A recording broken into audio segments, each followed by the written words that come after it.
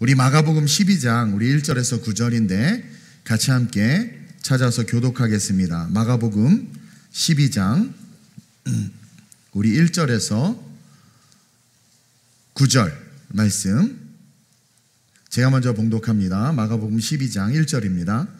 예수께서 비유로 그들에게 말씀하시되 한 사람이 포도원을 만들어 산 울타리로 두르고 즙 짜는 틀을 만들고 망대를 지어서 농부들에게 새로 주고 타국에 갔더니 농부들에게 포도원 소출 얼마를 받으려고 한 종을 보내니 그들이 종을 잡아 심히 때리고 거저 보내었거늘 다시 다른 종을 보내니 그의 머리에 상처를 내고 능욕하였거늘 또 다른 종을 보내니 그들이 그를 죽이고 또 그 외 많은 종들도 더러는 때리고 더러는 죽인지라 이제 한 사람이 남았으니 곧 그가 사랑하는 아들이라 최후로 이를 보내며 이르되 내 아들은 존대하리라 하였더니 그 농부들이 서로 말하되 이는 상속자니 자 죽이자 그러면 그 유산이 우리의 것이 되리라 하고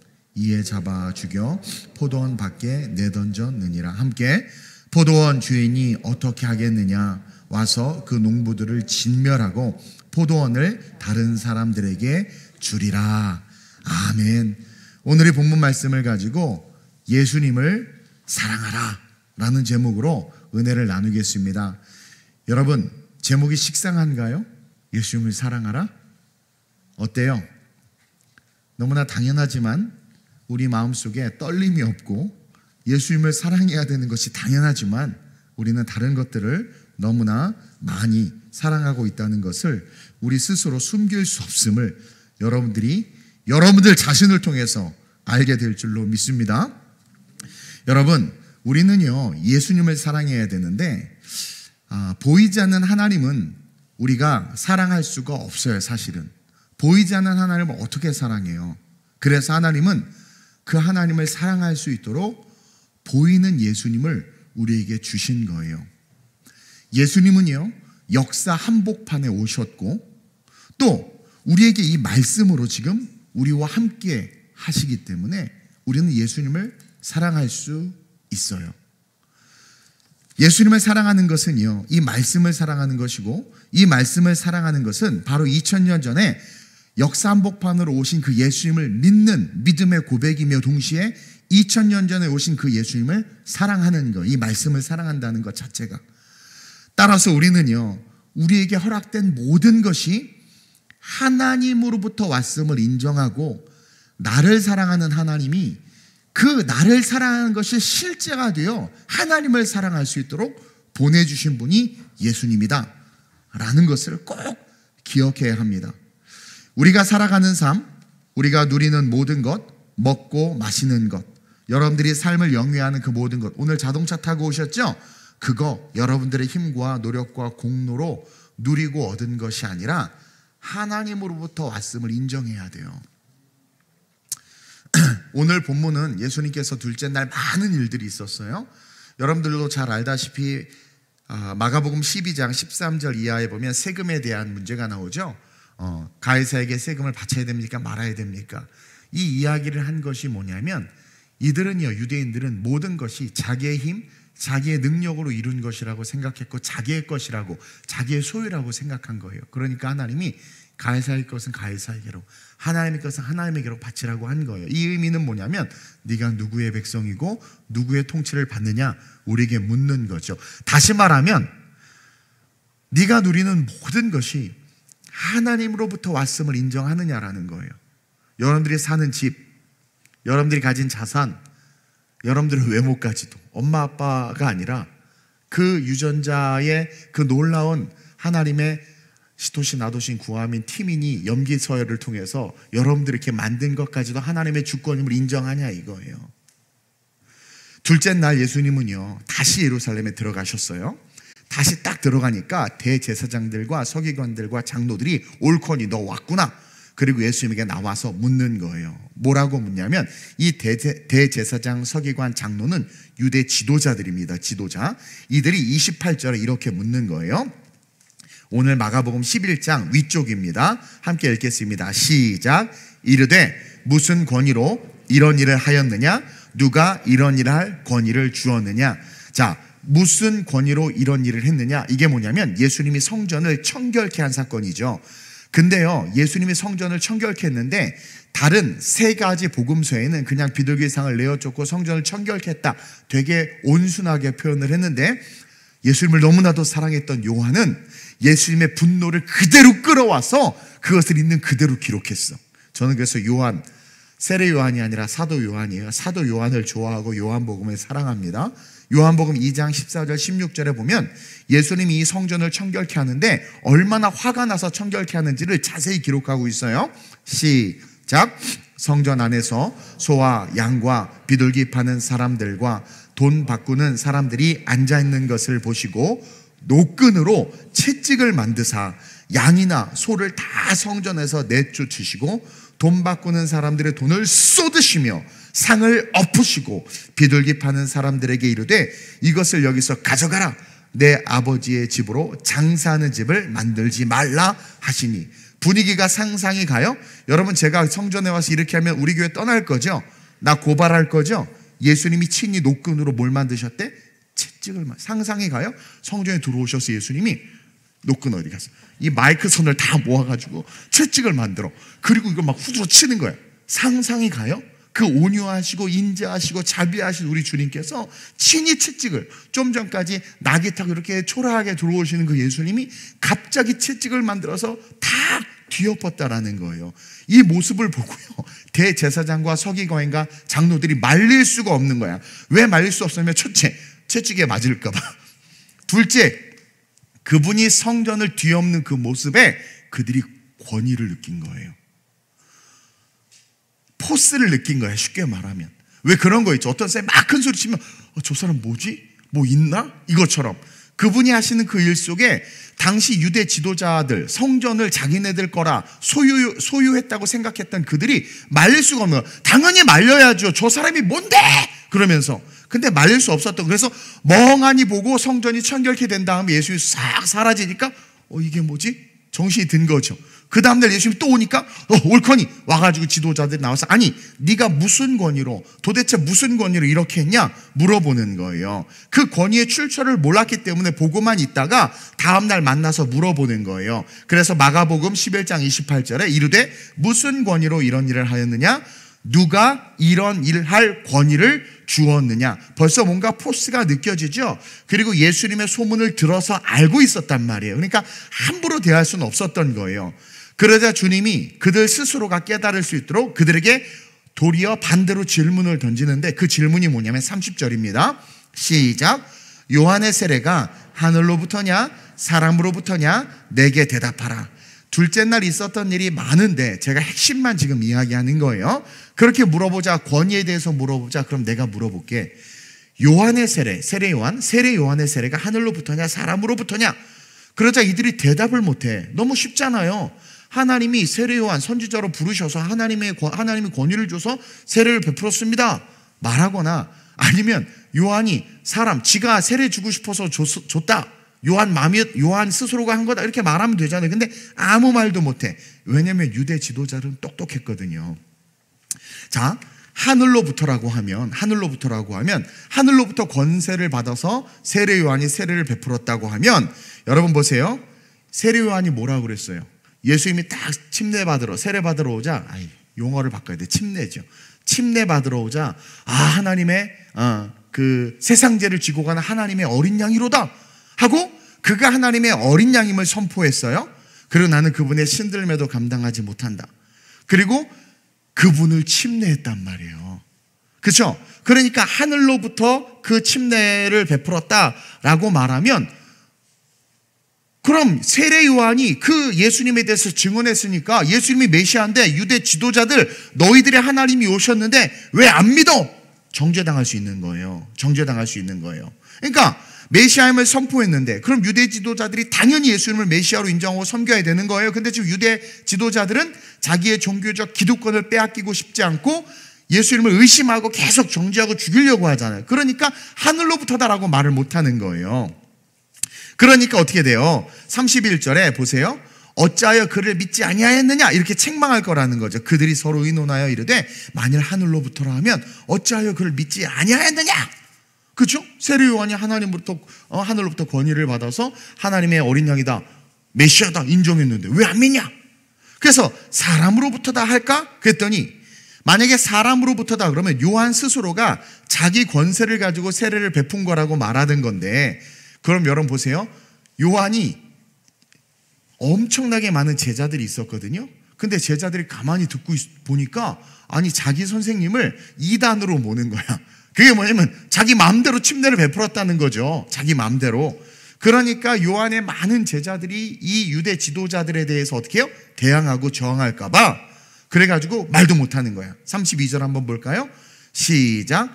그러면 사람으로부터라 할까 하였으나 모든 사람이 요한을 참 선지자로 여김으로 그들이 백성을 두려워하는지라. 분봉한 헤롯도 요한을 두려워했잖아요. 세례 요한을. 헤롯도 두려워했단 말이에요.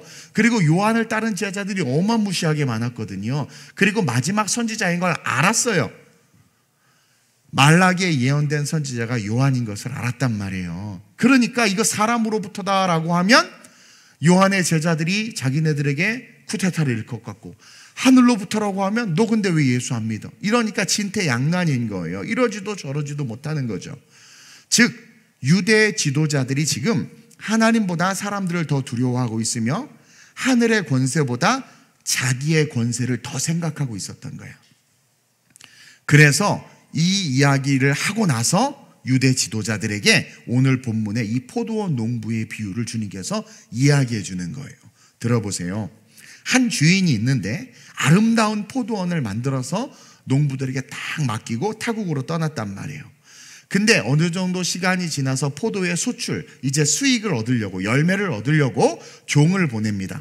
근데 그 종을 보냈더니 그 종에게 포도를 이렇게 팔아서 이렇게 수익이 이만큼 났습니다 하고 영광을 드려야 되는데, 열매를 드려야 되는데 그 종을 잡아 심히 때리고 빈손으로 보낸 거예요.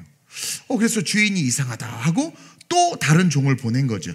그랬더니 이번에는 머리를 짱돌로 때려가지고 머리에 상처를 내고 능욕까지 해서 보낸 거예요. 옷을 딱 벗기고 막. 왜 그러지? 뭔가 잘못됐어요. 그래서 다시 보냈어요. 그랬더니 이제는 그 종을 죽여버린 거죠. 그래서 아니 이거 무슨 일이야 하고 또 계속 종들을 보낸 거예요. 그랬더니 계속 때리고 죽이는 겁니다.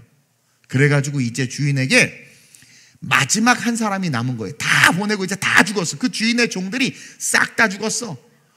마지막 한 사람 남았는데 그가 바로 사랑하는 그 주인의 아들인 거예요.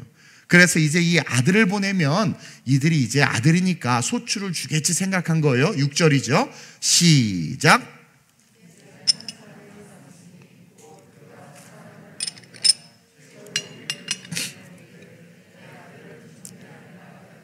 네. 그래서 주인이 그래 종들을 보내서 그랬을지도 몰라. 근데 내가 포도원 만들었고 그들이 내가 주인인 걸 아는데 내 아들도 알 텐데 이제 아들을 보내면 이제 머리를 숙이고 조아리고 하겠지. 그리고 제대로 하겠지.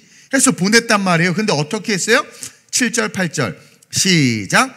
그 농부들이 서로 말하되 이는 상속자니 자 죽이자. 그러면 그 유산이 우리의 것이 되리라 하고 이에 잡아 죽여 포도원 밖에 내 던졌느니라. 이건 지금 비유로 이야기하는 거예요. 근데 이 이야기를 딱 듣고 대제사장과 서기관과 장로들이 깨달은 거야. 아는 거야. 자기네들 이야기인 거. 왜? 예루살렘 성전과 이 유대 백성은 하나님께서 아름답게 지어놓은 하나님의 백성이고 하나님이 그들에게 맡긴 거란 말이에요. 근데 수많은 보냈던 종들은 구약의 수많은 선지자들을 상징합니다. 그러니까 주인은 하나님이고 농부가 유대 지도자들이에요. 이 농부들에게 거기를 맡겼어요. 그래서 종들을 선지자를 보내고 계속 예언자를 보냈는데 다 잡아주니까 하나님 앞에 영광을 돌리지 않는 거야. 하나님 앞에 감사를 돌리지 않는 거야. 하나님을 사랑하지 않는 거예요. 예수님을 사랑하지 않는 거예요. 그래가지고는 마지막 예수님을 보냈는데 아직 일어난 사건은 아닌데 좀 있으면 일어날 사건을 땡겨서 주님이 이야기한 거죠. 왜? 이들의 마음이 예수를 잡아 죽일 마음이 있었거든요.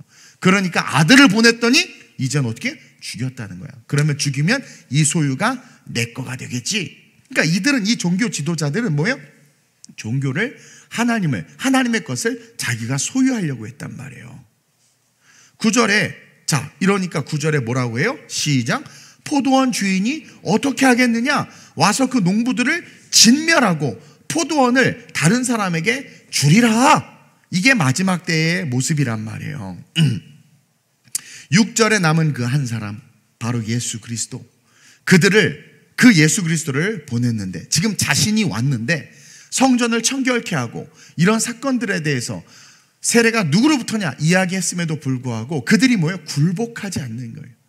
그 예수님을 인정하지 않는 거예요. 그 예수님을 사랑하지 않는 거예요. 알아요. 예수가 메시아인 걸 알아요. 근데 인정하고 싶지 않은 거야. 이들은요, 지금 진리가 드러나고 복음이 드러났음에도 불구하고 회개하지 못하고 있는 거죠. 왜 회개하지 못하느냐? 자신들의 기득권을 포기하지 못하는 거예요. 하나님을 두려워하지 않으면서 오히려 군중과 대중과 여론은 두려워하는 거야. 그래가지고 떠나잖아. 그 자리에서 그 이야기를 딱 들었으면 세례 요한이 누구로부터 그 권위가 왔느냐 했을 때 하늘로부터다 분명히 알았어요. 근데 인정하기 싫고 사람으로부터다 무서워. 그러니까 조용히 떠나. 그 앞에 복음이 있고 예수가 있고 그 앞에 진리가 있는데 그 진리 앞에 굴복하지 않는, 오늘날 강단에서 수많은 성경의 메시지가 쏟아지고 하나님의 말씀이 선포되어져도 여러분 알죠? 여러분들 생각 하나 바뀌지 않아요. 여러분들 태도 하나 바뀌지 않아요. 올바른 복음의 관점을 가지고 이야기해도 아멘 하지만 여러분들의 삶이 단 하나도 바뀌지 않아. 왜? 기득권, 내가 누리는 것을 내려놓고 싶지 않아. 어떤 교회에서 그래요. 제가 섬기던 교회도 그랬어요. 나이가 드신 권사님들은 자기 자리가 있어. 교회 안에 자기 자리가 있어. 뭣도 모르고 새 가지고 와서 그 자리에 앉으면 목사님한테 가서 일러. 내 자리에 딴 사람이 앉았다고. 그리고 나오래. 여기 내 자리라고. 내 자리가 어디 있어? 내 자리가. 우리 교회는 여기 기도하는 자리라고 해도 안 앉아. 얼마나 겸손한지 몰라. 저기 가서 앉아 있잖아. 여기가 기도자 자리인데. 뭔가 내가 하던 짓, 내가 하던 습관, 내가 하던 태도, 내가 하던 사상, 가진 사상을 바꾸지를 않아. 하나님을 두려워하지 않는 거예요. 사람들만 두려워하고 여론만 두려워해. 말씀이 찌를 때는 모르겠지 뭐. 근데 사람들이 뭐 이렇게 말하면 저도 제가 고백했죠. 사람들의 말을 작년 1년 동안 너무나 많이 듣고 신경 쓰다 보니까 제가 지쳤어요. 저도 모르게 번아웃 된 거예요. 내 안에 성령께서 역사하는 것들에 대해서 내가 나도 모르게 컴다운 시키고, 오히려 사람들이 이렇게 해야 된다고 하니까 거기를 따라가는 나를 보면서 얼마나 회개했는지를 몰라요. 예수님을 사랑해야 되는데 예수님을 사랑하지 않는 거예요. 제가 그랬죠. 하나님을 사랑할 수 없기 때문에 하나님은 하나님을 사랑할 수 있도록 보이는 하나님, 이 땅의 역사에 한복판에 오신 예수님을 우리에게 주셨고, 그 예수님이 말씀을 통해서 우리의 삶에 다가올 수 있도록 이 말씀을 주셨어요. 그러면 이 말씀을 사랑하고 예수님을 사랑하고 그것이 하나님을 사랑하는 것이 돼야 되는데, 이 말씀을 사랑하지 않고 예수님을 사랑하지 않아요. 그렇게 성경을 듣고 복음을 들어도 내가 가진 습관과 생각과 태도와 사상을 바꾸지를 않아. 교회 안에 하나님보다 더 크고 위대한 것들이 있어요. 정치인들이 선거 때 인사하러 오면 왜 소개하고 박수치고 인사해? 예배 드리러 왔으면 예배만 드리고 가야지. 뭔가 잘못됐다라는 거죠. 우리 주님은 지금도 외롭게 교회 밖에 앉아 계신다라는 거죠. 우리 주님은 지금도 외롭게 우리의 마음 밖에서 초라한 모습으로 우리를 바라보고 계신단 말이에요. 나 좀 들어가게 해달라고. 교회의 주인이 주님이 돼야 되는데 사람이 되는 거예요. 사람. 주의 종을 사람의 스타일로 만들지 마세요. 여러분들은 목사가 말씀을 잘 전하고 오직 말씀에 전념할 수 있도록 도와줘야 돼요. 내 성향과 내 스타일대로 목회와 교회와 목사를 바꾸려고 해서는 안 된다라는 거죠. 근데 오늘날 얼마나 많은 그런 일들이 일어나고 있습니까? 큰 교회 목사님들은 하고 싶은 말 할도 못한대요. 생복음 깡복음을 못 전한대요. 부담스러운 얘기 하지 말라고 당회에서 장로님들이 얘기한대. 목사님 그냥 좋은 얘기만 합시다 이런대요. 우리는 이 고난주간에 정말 나는 예수님을 사랑하는가? 이 새벽에 왜 나와 있냔 말이에요. 고난주간 특별새벽 부흥회니까 이렇게 나와요? 아니면 정말 예수님을 사랑하는 마음으로 나왔어요? 솔직해 보세요. 왜 나왔어요, 여러분? 정말 예수님을 사랑하는 마음이 있어요? 이 고난 주간에 그래 말씀과 함께 고난에 동참하고 그래 예수님 역사의 한복판으로 오신 그 예수님이 나를 위해서 오셨지. 그래서 그 주님을 위해서 정말 내가 한번 이 일주일만이라도 하나님 기뻐하신 예배를 드려보자. 그런 마음으로 나오셨어요? 아니면 그냥 마지못해서 억지로 누군지도 모르겠어 화장들을 안 해서 그렇게 나오셨는지 돌아봐야 된다라는 거죠. 예수님을 사랑해서 여러분, 저도 제가 예수님 사랑하지 않았으면 쉽고 편한 목회했을 것 같아요. 근데 예수님을 사랑하니까 그러지를 못하고 제가 사람한테 이렇게 잘 이걸 못하는데, 중요한 건 우리가 예수님과 하나님과 말씀에 집중하고 그분 앞에 그렇게 반응해야 되는데 그러지를 못하고 있다는 거죠. 그분 앞에서, 십자가 앞에서 어떻게 내 생각, 내 고집, 내 지위, 내 권세를 포기할 수 없냔 말이야. 이 유대 지도자들이 포기하지 않았잖아요. 메시아인 게 분명했단 말이에요. 그러면 무릎 꿇고 회개하면서 주여 용서하소서, 맡겨진 예루살렘 성전과 유대 백성들을 당신께 올려드립니다. 그동안 내가 성전에서 노략질했고 11조 땡땡이 쳤고 성전에서 재물을 갈취했고, 얘기하고 회개하고 하나님 앞에 돌이켜야 되는데 그 자기의 기득권을 잃을까 봐 오히려 예수를 잡아 죽이려고 하는 이런 악한 이 시대를 우리가 살고 있다는 거죠. 주인이 그 종들을 보냈는데 여러분들 어때요? 그 종들을 때려서 죽이고 욕보이고 상처 주고 그렇게 돌려보내지는 않았냐라는 거죠. 이 계속되는 논쟁 속에 그 모든 예수님의 말씀을 듣고 있던 한 서기관이 있었어. 성경은 그 한 사람을 주목해서 우리에게 드러내주고 있어요. 지금 이 화요일 날 예수님은요, 예루살렘 딱 들어가자마자부터 온갖 변론과 비유와 온갖 이야기, 많은 스토리들이 있어요. 그 가운데 또 유다는 뒷구멍에 가가지고 예수를 팔고 은 30전 받고 계획을 벌이고 있는 지금 그 날이 오늘이란 말이에요. 오늘 그 속에 유일하게 제자는 예수를 팔려고 계약하고 있는 판인데, 그 예수님 앞에 말씀을 가만히 듣던 한 서기관이 이런 고백을 합니다. 이런 고백을 28절인데 쭉 뒤로 내려와서 28절인데 시작. 서기관 중 한 사람이 그들이 변론하는 것을 듣고 예수께서 잘 대답하신 줄을 알고 나와 묻되 모든 계명 중에 첫째가 무엇이니까. 이 서기관이요, 똑똑한 친구잖아요. 근데 가만히 듣는데 자기가 생각해도 이성적으로 맞아. 여러분들도 제가 말씀을 전할 때 맞으면 좀 이렇게 서기관처럼 반응해 주시길 주님의 이름으로 축원드려요. 가만히 들어보니까 예수님의 말이 하나도 틀리지 않고 자기가 아는 모든 율법의 지식과 또 자기가 아는 모든 그런 성경의 지식들을 해도 예수님의 말이 맞아. 그러니까 이 서기관이 지혜가 딱 생기면서 그 모든 문제의 시작, 근원으로 딱 가는 거예요. 뭐라고 이야기해요? 계명 중에 첫째가 무엇입니까? 사실은 유대 지도자들이 율법 갖고 장사했거든요. 오늘 목회자들이 성경 갖고 장사하잖아요. 사꾼 목자들이. 이 유대 지도자들이, 시간이 많이 갔네. 이 유대 지도자들이 뭐예요? 이 그 율법 가지고 장사를 하니까 이 서기관이 계명 중에 첫째가 무엇이니까 해서 말씀의 시작으로 돌아간 거예요. 본질로 돌아간 거예요. 이 질문에 주님이 신이 나셨어. 신이 난 것 같아. 성경 봐봐. 29절부터 보면 주님이 계속 얘기해. 빨간색이 쭉 언급되죠? 계속 얘기하는 거야. 그러면서 뭐라고 결론을 내냐면 하나님 사랑, 이웃 사랑이다. 첫 계명이 뭡니까? 계명의 첫 번째가 뭡니까? 프라이머리티, 가장 우선순위. 우리가 하는 이 모든 논쟁의 근원이 된 그 시작점이 뭡니까? 그랬더니 예수님이 얘기해 주죠. 하나님을 사랑하는 것이다. 그리고 하나님을 사랑하면 자연스럽게 둘째가 내 이웃을 내 몸과 같이 사랑하는 것이다. 그래서 그렇게 이야기해 준단 말이에요. 그러니까 하나님 사랑이 핵심이라는 거야. 여러분, 왜 하나님을 사랑해야 돼요? 여기에 방점이 있는 거예요. 왜 하나님을 사랑해야 돼요? 독생자 예수를 줬다니까, 값없이. 죽어 마땅한 우리에게. 제가요, 가끔 예전에 그런 얘기 했어요. 제가 이탈리아에 유학하는 애들 막 섬기고 너네들 가능성이 있다, 꿈이 있다 얘기하면 싫어하는 애들이 몇 명 있었어. 목사님, 왜 그래요? 왜 소망을 자꾸 두고 그러시고 막 그래요? 그냥 그 사랑이야. 그가 생각해. 어떤 장녀는 하지 말래만.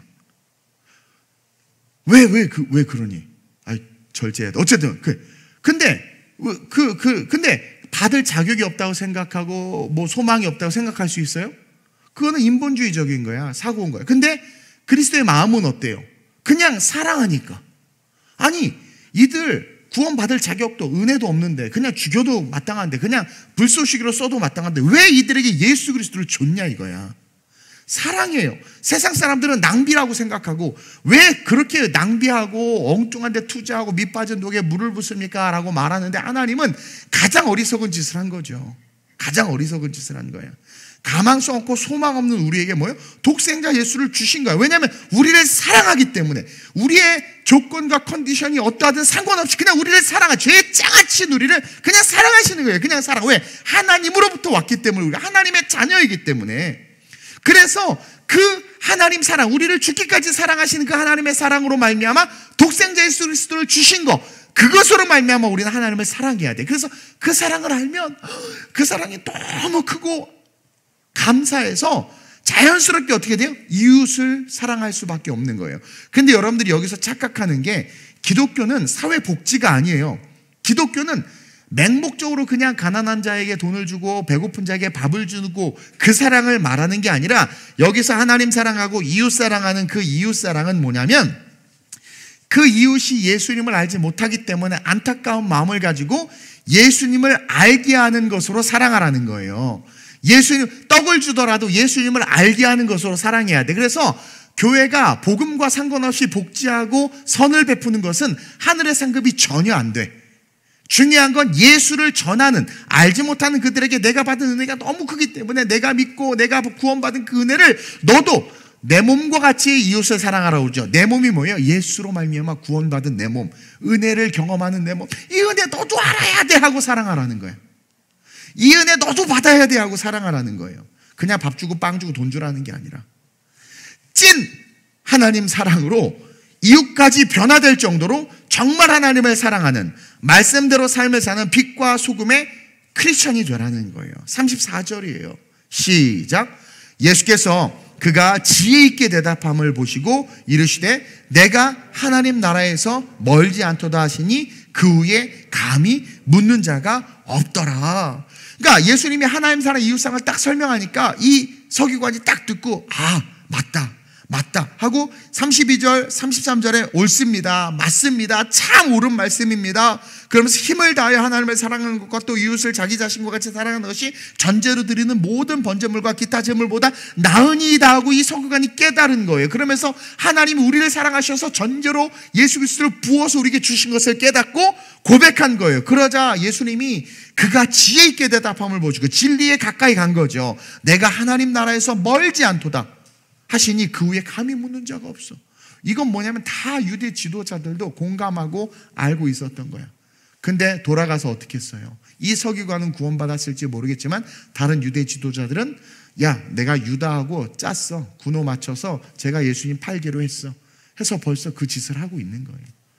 진리가, 복음이, 말씀이 선포돼도, 제가 그렇게 복음을 선포하고 말씀을 여러분들에게 쉽게 깨닫게 해주려고 이렇게 해서 해도 바뀌지 않는 여러분들의 모습과 우리의 모습, 물론 저도 바뀌지 않는 부분들이, 그러나 그것을 바꾸려고 노력하고 이 서기관처럼 자기의 모든 율법적 지식을 내려놓고 근원으로 가서 하나님 사랑 이웃 사랑을 말하니까 아멘, 너 그걸 받아들여서 변화가 시작되니까 천국이 멀지 않도다. 근데 우린 계속 천국과 멀리가 뒤돌아가고 있어. 그래서 무너지고 있다는 거예요. 여러분, 고난주간 우리가 말씀대로 변화되지 않으면 이 십자가를 가치 없게 만드는 거예요. 말씀으로 변화되지 않으면 여러분들은 유대 지도자들처럼 하나님께서 우리에게 좋은 것을 맡겨놨는데 결국 그것이 내 것인 줄 알고, 좋은 차, 좋은 집, 내 자녀들 내가 낳은 줄 알고, 내 거인 줄 알고, 내 소유인 줄 알고. 그리스도의 무소유는요, 하나님 것임을 인정하는 거예요. 그래서 나는 그냥 청지기인 거야. 제가 그랬죠. 여러분도 저에게 맡겨준 성도들 저는 청지기로 여겨요.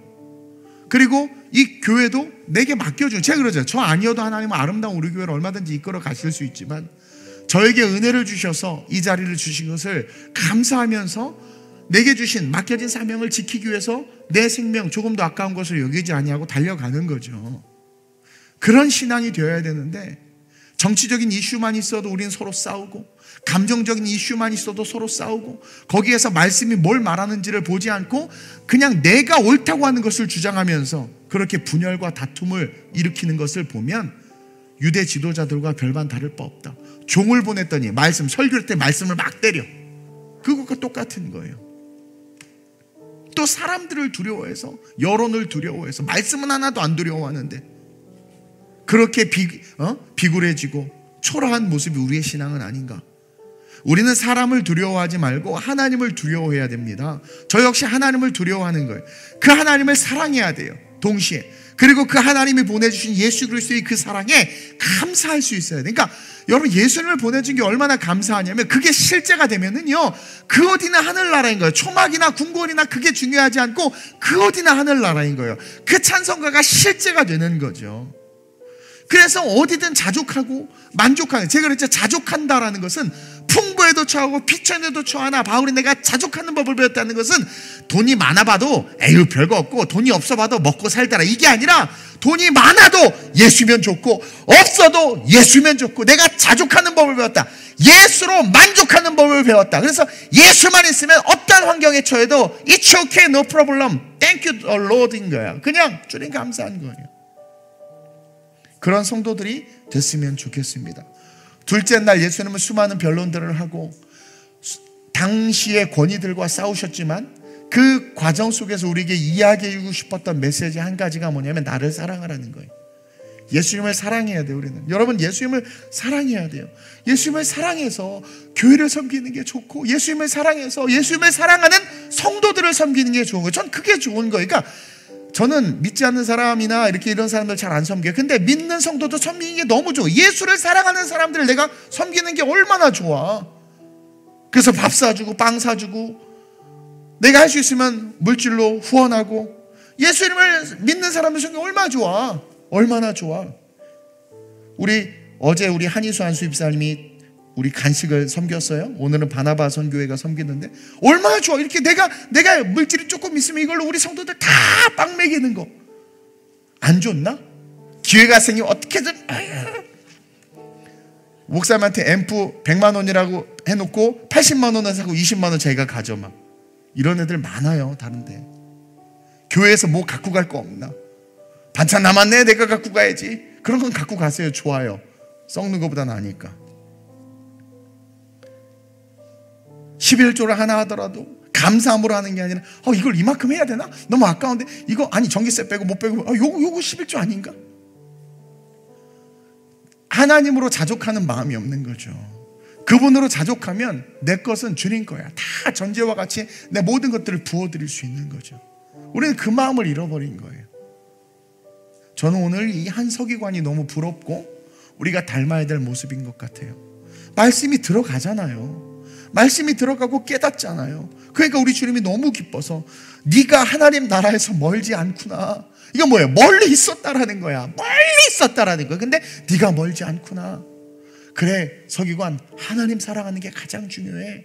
네가 누리는 이 성전에서의 권위, 제가 여러분들한테 목사로서의 권위를 좀 누리나요? 이게 주장하고 막 그래요? 내가 딴 데 가보니까 엄청 그러시더만. 아니잖아요. 그러니까 네가 성전에서 누리던 권위 내려놓고 서기관아, 하나님의 권위를 인정하고 그 하나님을 사랑하라는 거야.